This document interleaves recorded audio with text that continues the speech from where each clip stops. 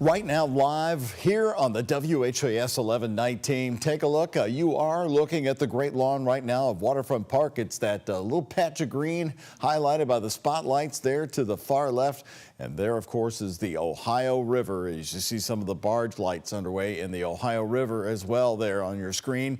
The river is on its slow march upward and will soon be reclaiming a big section of that Great Lawn. River level experts telling us today that about half of what you see there could be underway by thunder over Louisville next Saturday. But first up at 11, get ready. Here we go again, folks. Severe weather is just out to our west right now. It's headed this way. Hello, everybody. I'm Doug Proffitt. Let's get a quick check on that from our chief meteorologist, Mallory Schnell. And Mallory, how severe are you thinking when it gets here a few hours from now? Hey there, Doug. We definitely have the possibility of having some damaging winds with this line when it rolls in, and we can't rule out some of those embedded tornadoes. So that's why myself and John Gordon will be here late tonight, keeping a close eye on the radar, and we'll cut in if necessary. But this is a look at the severe weather outlook for tonight. You can see the other night, on Wednesday night, we were under that level 4 out of 5 in the red. So tonight, not quite as severe. 3 out of 5 west of 65, and then as that line continues to move east, southeastward through the overnight hours, it is expected to weaken. But as we mentioned, some warnings are possible, and we are seeing those warnings off to our west. The green, flash flood warnings. The yellow color, that's severe thunderstorm warnings due to high wind gust and hail. And then the red, we're just seeing a couple of those tonight, which is some good news. Tornado warnings, of course. Thankfully, no active warnings for the Kentuckiana viewing area as we speak. The previous flash flood warnings that we did have in place were allowed to expire. You can see dry for us right now. A lot of lightning with this line of storms. We're watching these storms right around Paducah, heading towards Evansville as well, where they're trying to bow out here. This line will slowly move east and northeastward and likely move into our area pretty late. We're talking likely after about 1 a.m., maybe 2 a.m. or so. There is still some storm fuel where temperatures have been warmer down to the south. That warm front lifted. We still have a wide range of temperatures across the state. 50s on the north side, 70s close to 80 degrees on the south side of the state there. So your hour-by-hour futurecast once again showing these storms rolling in after 1, 2, 3 o'clock in the morning and gradually weakening as they push into early tomorrow morning. Now we do have more waves of rain, of course, on the way for your Saturday. We'll be breaking that down and talking more about our flood threat coming up in our extended forecast. Very good. Thank you, Mallory. Now, all new on the night team tonight, the president of the town board in Utica, Indiana, says they will close all main roads into town. Coming right up, the closure will begin on Sunday around noon, right after church, to try and prevent non-residents from going onto the roadways, flooded roadways in Utica. They also may check IDs to still allow residents to return to their homes. Steve Long says a few people started evacuating today in Utica, and they want to protect their belongings. The personal property, and we've got to show the people in Utica that, you know, they're number one right now. They're getting beat up. I mean, you know, I've been through floods. I've never been flooded. I've had to go around it, and those people are hurting, and they don't need any outsiders coming in and making it. It's an easy decision. Utica, Indiana sits right next to the East End Bridge over the Ohio River. Jeffersonville officials say they have not deployed their flood walls since 1997. If the river in Jeffersonville reaches 39 or 40 feet, they told us today they may have to do that.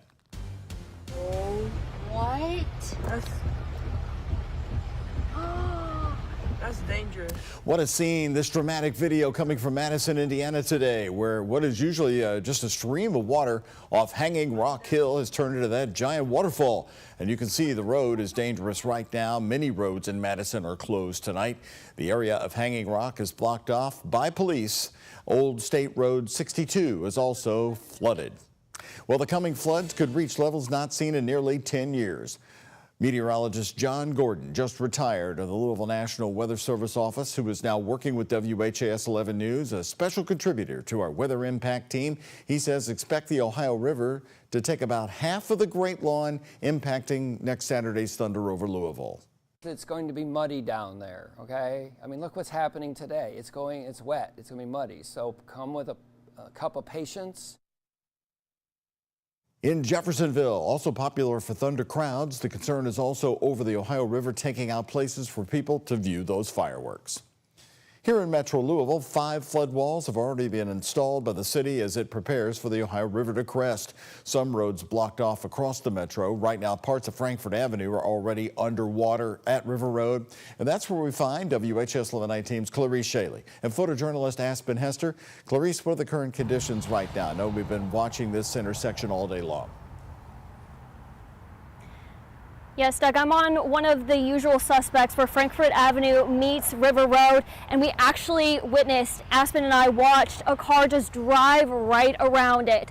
And I mean, these barricades are up for a reason. This is serious. And actually, the car right behind me got stuck in water and had to be rescued. So city officials want everyone to take this seriously and be extra precautious, especially with the expected flooding that is coming in and is also expected to be historic.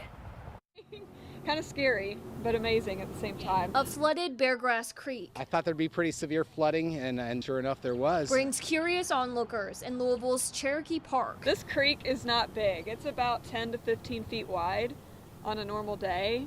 So the fact that it can basically become a lake is pretty amazing. Mayor Greenberg and city officials are worried about more flooding to come, with there already some in Louisville. Water is covering the roadway here in Cherokee Park. Lights, trees, signs are all surrounded by water here. We expect that this will be one of the 10 largest flood events that is extreme weather. The city has gotten rain all week, and with an additional 4 to 6 inches of rain coming Saturday, there's flash flooding concerns. The Ohio River is expected to crest 23 feet higher than normal near downtown, totaling an estimated 35.5 feet. It's expected to be even higher in west and southwest Louisville at 68 feet. It's time to prepare. Please plan today on what you could potentially have to do if you have to get out because of flooded roads, flooded yards. And do not drive around barricades for flooded roads. Those are there to prevent the needless loss of life. MSD says the sewer system is full, especially out past the Watterson Expressway. The sewers are handling the rain so far, but at capacity. As people are going through their normal daily usages as far as washing and those type of things, as the mayor says, you can still flush. You're urged to limit things like dishwashers and washing machines for the next 48 hours, things that add extra water to the sewers. Doug, the last time I checked, there were 12 roads that are closed at this point, and you can find that list on the city's website. And Mayor Greenberg did tell us that those closures will come as needed and without prior warning. So definitely pay attention and take them seriously when you see those closures up. And if you do see any roads that do need to be closed with standing water or any damage, you are asked to report that to 311. Live in Louisville, Clarice Shaley, WHAS 11 team on your side. Clarice, thank you. They've been doing a great job updating that website, by the way. Real-time information. Kentucky Governor Andy Beshear revealing the sad news today. The drowning death of a child in the capital city. Frankfort police say the little boy was reported missing at about 6:30 this morning, and police say within minutes emergency crews were conducting a search and rescue operation in Frankfort, including many volunteers. Sadly, his body was recovered at 8:30 this morning. The Franklin County School Superintendent confirms that he was a student in their district. He says they did have support staff at school today for students and staff. Kentucky Governor Andy Beshear pushing for residents to remain cautious as the deluge continues. We'd ask people, especially as the rain comes back tonight and through tomorrow, don't go out if necessary. It's going to be gone from most of Kentucky by Sunday morning, so just be careful. Let's ride this out and let's get everyone to safety. President Donald Trump declared an emergency in Kentucky, meaning FEMA disaster assistance will be available to all 120 counties. FEMA has confirmed that they will cover 75% of the cost for emergency protective measures. FEMA says state and local governments will then cover the rest. Right here new tonight, as more severe weather moves across the country, we're learning that nearly half of the National Weather Service offices in the United States are critically understaffed at the moment. That's according to a report just out from the Associated Press. As our Travis Breeze first reported this week, here in Louisville, meteorologists with the National Weather Service could not survey the tornado damage in Jeffersontown and other areas because of staffing shortages and continued severe weather. Detailed vacancy data shows that Louisville's field office is now understaffed by nearly 30%. They have 7 vacant positions. We were told by the Louisville office this week in response to this that some employees were on spring break but have since returned. The former chief of the National Weather Service nationally is WHAS11. He says overall the numbers are disturbing, saying in part, no one can predict when any office gets stretched so thin that it will break, but these numbers would indicate that several of them are there or getting close. Right now, new on the night team, we are heading south. Just before sunset, we headed to Lebanon Junction in Bullitt County. City officials installed these of not only the floodgates, but put in the sandbags on Railroad Avenue, and they began the sandbagging operations. This was to address the rising waters from the Rolling Fork River in Lebanon Junction. That river is sitting just over 26 feet right now, and by Monday it could hit 50 feet, 3 feet higher than what it was during February's recent flooding. That river already forcing some people out of their homes. Roads across Nelson County look just like this. Officials attempting to shut them down throughout the day. Meantime, for New Haven, Kentucky resident Kay Inman, she's now staying with her mom and has packed up her home inside a tractor trailer outside. The second time in about a month and a half, yes. I don't know how many more times, but for right now, I mean, you have to do what you have to do. So stressful for these folks. And just down the road in Boston, Kentucky, also Nelson County, neighbors are helping neighbors, we found, by gathering sandbags. Here they're stacked in the Boston Community Center earlier today, waiting for folks to pick them up. Our team down there earlier talked to people. It's hard, dirty work, I'd say, and heavy lifting, an opportunity to give back to my community. On Highway 31 to New Haven, the Kentucky Transportation Cabinet has piled up the creek to slow down its road flooding. Homes that were safe in February are now threatened by even higher flood waters there. New tonight, we're learning the name of the officer involved in a crash that killed a person in Louisville this week. LMPD says Officer Alyssa Bagel was driving Wednesday night on Fern Valley Road when another driver turned right in front of her police cruiser.